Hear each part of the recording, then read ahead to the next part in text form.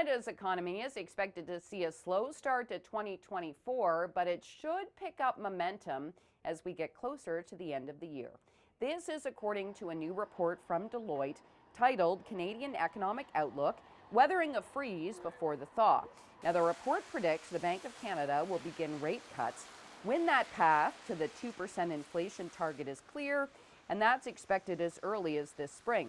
Economic growth expected to be flat in the early part of this year, and then we are expecting a surge in the last 2 quarters for overall growth in 2024 of 0.4%.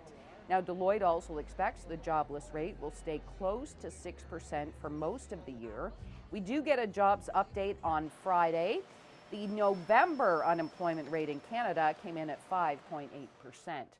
Not much enthusiasm on markets to start the year, with arrows sort of pointing in both directions and a fair bit of fluctuation. The Nasdaq was the worst performer today, but the best performer in 2023.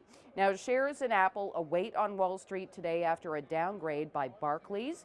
The downgrade comes because the firm is expecting soft demand for the company's latest iPhone, along with no big catalysts around features or upgrades for the next iPhone.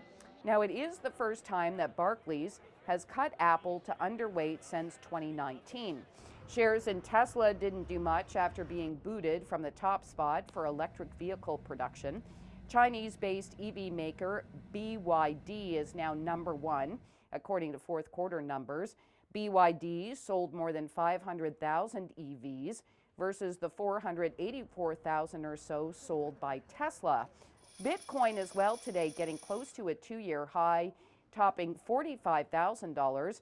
On growing expectations, there will be a Bitcoin ETF soon. And Air Canada comes in last place for on-time performance in 2023. A report from Cirium, an aviation data firm, puts Canada's largest airline at the bottom of the list in North America.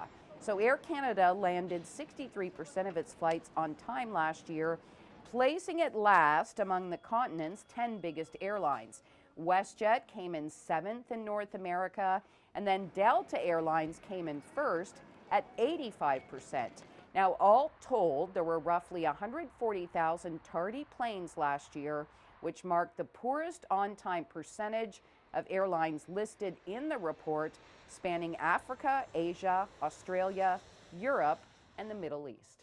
In the City News Business Center, I'm Kris McCusker.